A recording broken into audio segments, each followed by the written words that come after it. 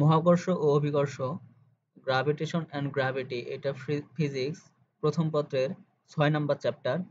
তো আমরা এখানে প্রথমত এই চ্যাপ্টারে যে সূত্রগুলো আছে সেগুলো প্রথমত আমরা দেখব। এরপরে এই সূত্রগুলো কিভাবে আসে এবং সে সূত্রগুলো নিয়ে ম্যাথ, সেগুলো আমরা পরবর্তীতে আলোচনা করব। তো প্রথমত আমরা সূত্রাবলীগুলো দেখি, সূত্রগুলো দেখি। 1 নম্বরে হচ্ছে মহাকর্ষ সূত্র। মহাকর্ষ সূত্র কি? মহাকর্ষ সূত্র F equal G m1 m2 divided by R square.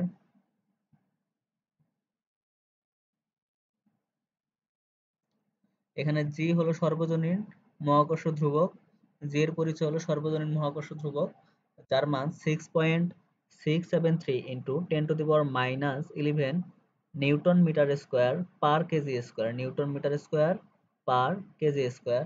এবং আর এর পরিচয় হলো বস্তুদ্বয়ের কেন্দ্রদ্বয়ের মধ্যবর্তী দূরত্ব। যে দুটা বস্তু ক্রিয়াশীল, মানে যে দুটা বস্তুর মধ্যে আকর্ষণ বল ক্রিয়াশীল, তাদের কেন্দ্রদ্বয়ের মধ্যবর্তী দূরত্ব। এরপরে আমরা জি এর বিভিন্ন সূত্রসমূহ দেখব, জি বা অভিকর্ষ ত্বরণের বিভিন্ন ধরনের সূত্র দেখব। তো ভূপৃষ্ঠে এই নাম্বারে দেখো, ভূপৃষ্ঠে অভিকর্ষ ত্বরণের মান জি ইকুয়াল, ভূপৃষ্ঠে অভিকর্ষ ত্বরণ জি ইকুয়াল, উপরে হচ্ছে জি এম, নিচে হচ্ছে R square, G M divided by R square. তো এম এর পরিচয় হলো পৃথিবীর ভর, যার value 6 into 10 to the power 24 kg, এবং আর পৃথিবীর ব্যাসার্ধ। তো এই যে এই জি ইকুয়াল, আবার এখানে দেখো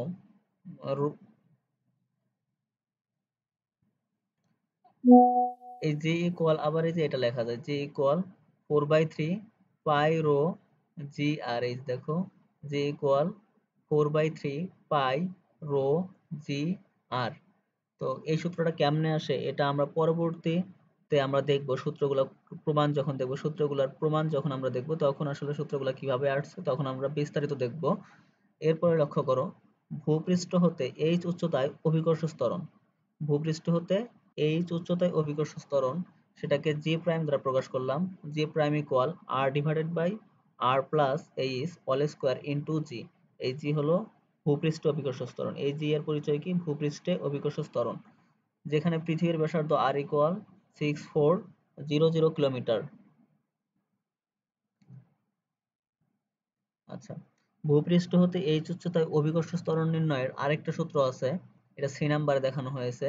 এই সি নাম্বারে যে সূত্রটা আছে, এই সূত্র দ্বারা জি এর সন্নিকৃষ্ট মান নির্ণয় করা যায়। এটা কিন্তু ভালোভাবে লক্ষ্য রাখতে হবে যে জি এর সন্নিকৃষ্ট মান নির্ণয় করা যায়। এটি শুধুমাত্র যখন এইচ টু লেস দেন আর, মানে এইচটা আর এর চাইতে অনেক ছোট। ধরো এইচ হচ্ছে 100 মিটার, 200 মিটার, কিন্তু আর কত 6400 কিলোমিটার, এরকম এইচ এর মানটা যখন অনেক ছোট, ওই শর্তের ক্ষেত্রে এটা প্রযোজ্য। এটা দিয়ে সাধারণত ম্যাথ করা হয় না, এটা দিয়ে ম্যাথ করা হয় না। ভূপৃষ্ঠ হতে এইচ উচ্চতায় অভিকর্ষ ত্বরণ G prime equal 1 minus 2h 2h divided by R into G. এই জি এর পরিচয় হলো ভূপৃষ্ঠে অভিকর্ষ ত্বরণ। এরপর ডি নাম্বারে লক্ষ্য করো, এখানে বলা হয়েছে ভূপৃষ্ঠ হতে এইচ গভীরতায় অভিকর্ষ ত্বরণ, সেটা হলো জি প্রাইম ইকুয়াল, ভূপৃষ্ঠ হতে এইচ গভীরতায় অভিকর্ষ ত্বরণ G prime equal 1 minus H divided by R, H divided by R into G. এই জি এর পরিচয় হচ্ছে ভূপৃষ্ঠ অভিকর্ষ ত্বরণ, এইচ হচ্ছে কত গভীরতায় গেলাম, এইচ হচ্ছে কতটুকু গভীরতায় যাওয়া হয়েছে।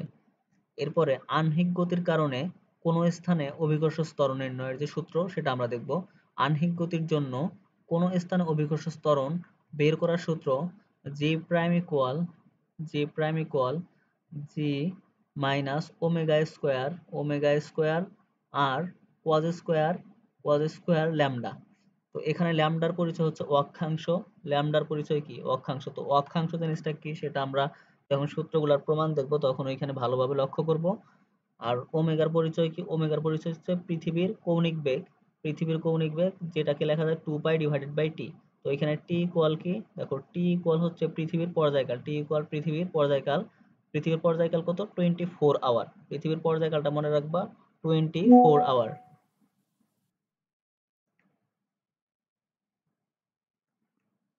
এরপরের যে ফর্মুলাটা সেটা হলো মহাকর্ষীয় ক্ষেত্র প্রাবল্য।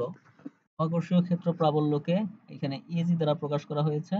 তো এইটা ইকুয়াল হচ্ছে G M divided by R square. এইখানে স্মল আর ইকুয়াল হলো পৃথিবীর কেন্দ্র হতে ওই বিন্দুর দূরত্ব, মানে যে বিন্দুতে আমরা প্রাবল্য মহাকর্ষীয় প্রাবল্য নির্ণয় করতে চাই ওই বিন্দুর দূরত্ব, আর ইকুয়াল যে বিন্দুতে আমরা মহাকর্ষীয় প্রাবল্য নির্ণয় করতে চাই ভূপৃষ্ঠ হতে ওই বিন্দুর দূরত্ব। তো এই যে এই আর ইকুয়াল মানে ভূপৃষ্ঠ হতে না, পৃথিবীর কেন্দ্র হতে ওই বিন্দুর দূরত্ব, সরি, পৃথিবীর কেন্দ্র হতে আমরা যে বিন্দুতে প্রাবল্য নির্ণয় করতে চাই ওই বিন্দুর দূরত্ব। তো এই যে আর, এই আর ইকুয়াল কিন্তু আর প্লাস এইচ, এটা ভালোভাবে লক্ষ্য রাখতে হবে। এখানে আর এর পরিচয় হচ্ছে পৃথিবীর ব্যাসার্ধ, আর এইচ কত, মানে এইচ হলো ভূপৃষ্ঠ হতে ওই বিন্দুর উচ্চতা যে বিন্দুতে প্রাবল্য নির্ণয় করতে চাই। এরপরে মহাকর্ষীয় বিভব, মহাকর্ষীয় বিভব V equal minus G M divided by R. তো আর এর পরিচয় হলো পৃথিবীর কেন্দ্র হতে ওই বিন্দুর দূরত্ব, পৃথিবীর কেন্দ্র হতে যেই বিন্দুতে মহাকর্ষীয় বিভব বের করতে চাই ওই বিন্দুর দূরত্ব। তো আর ইকুয়াল আমরা লিখতে পারবো capital R plus H. Capital R equal হলো পৃথিবীর ব্যাসার্ধ এবং এইচ এর পরিচয় হচ্ছে ভূপৃষ্ঠ হতে ওই বিন্দুর দূরত্ব বা উচ্চতা। এইচ ইকুয়াল ভূপৃষ্ঠ হতে ওই বিন্দুর দূরত্ব বা উচ্চতা। এরপরে বিভব শক্তি, বিভব শক্তি EP equal minus G capital M small M divided by R. তো এই জায়গায় আর ইকুয়াল দেখো আর প্লাস এইচ, বারবার বলতেছে আর ইকুয়াল হচ্ছে পৃথিবীর ব্যাসার্ধ, এইচ হচ্ছে ভূপৃষ্ঠ হতে উচ্চতা, এইচ হলো ভূপৃষ্ঠ হতে উচ্চতায়, যেখানে লেখা আছে এইচ ইকুয়াল ভূপৃষ্ঠ হতে যে উচ্চতায় অবস্থিত, আর আর হচ্ছে পৃথিবীর ব্যাসার্ধ।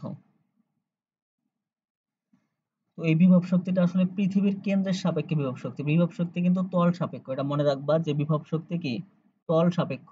তো এই যে বিভব শক্তিটা আমরা বের করতেছি এটা হলো পৃথিবীর কেন্দ্রের সাপেক্ষে বিভব শক্তি। এরপরে আমরা লক্ষ্য করি কৃত্রিম উপগ্রহ। তো কৃত্রিম উপগ্রহের বেগ V equal root over G M divided by R plus H. H equal হলো উপগ্রহটি ভূপৃষ্ঠ হতে এইচ উচ্চতায় ঘূর্ণায়মান। এইচ কি, এইচ এইচ এর পরিচয় উপগ্রহটি ভূপৃষ্ঠ হতে এইচ উচ্চতায় ঘূর্ণায়মান, মানে এইচ উচ্চতায় ঘুরতেছে, ভূপৃষ্ঠ হতে উপগ্রহের উচ্চতা হলো এইচ। এই ভি ইকুয়াল আবার লেখা যায় দেখো G square divided by R plus H, এটাও কিন্তু লেখা যায়। এটা কিভাবে আসে সেটা আমরা পরবর্তীতে আলোচনা করব। এখানে জি এর পরিচয় হলো অভিকর্ষ ত্বরণ, ভূপৃষ্ঠে অভিকর্ষ ত্বরণ, জি এর পরিচয় কি ভূপৃষ্ঠে অভিকর্ষ ত্বরণ। আবার এই যে কৃত্রিম উপগ্রহের বেগ ভি ইকুয়াল এটাও লেখা যায় যে জি প্রাইম রুট ওভার জি prime into R plus H. তো জি প্রাইমের পরিচয় হলো ভূপৃষ্ঠ হতে এইচ উচ্চতায় অভিকর্ষ ত্বরণ। এখানে ভালোভাবে লক্ষ্য করো জি প্রাইমের পরিচয়টা কি, জি প্রাইমের পরিচয় হলো ভূপৃষ্ঠ হতে এইচ উচ্চতায় অভিকর্ষ ত্বরণ।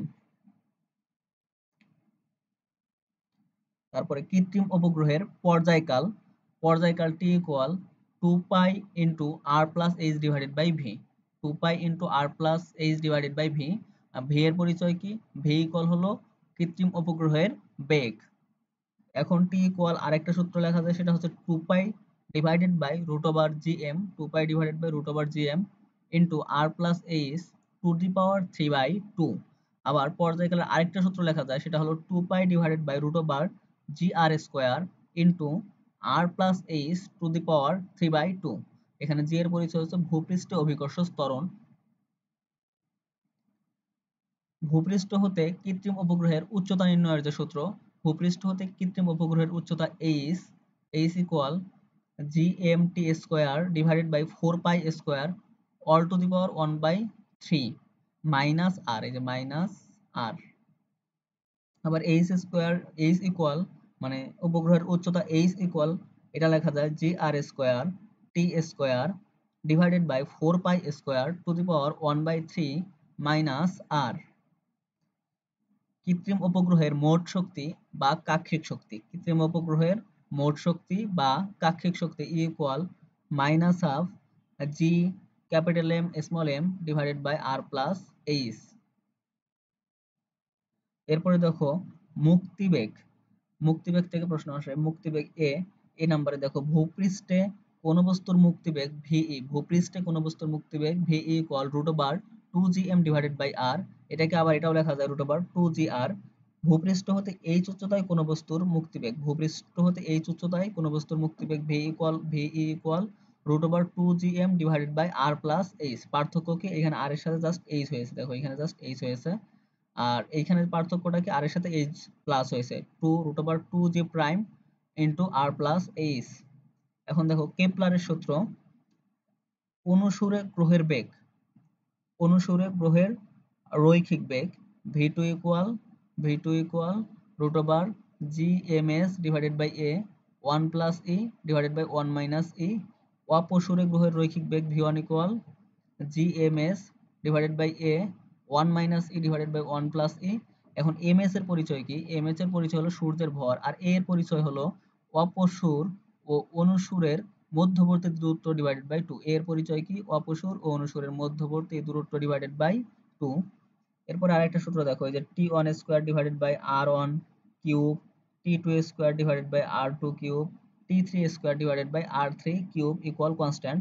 এই t1 হলো প্রথম গ্রহের পর্যায়কাল, t2 দ্বিতীয় গ্রহের পর্যায়কাল, t3 তৃতীয় গ্রহের পর্যায়কাল, r1 হচ্ছে প্রথম গ্রহের সূর্য থেকে দূরত্ব, r2 হলো দ্বিতীয় গ্রহের সূর্য থেকে দূরত্ব। কোথা থেকে দূরত্ব?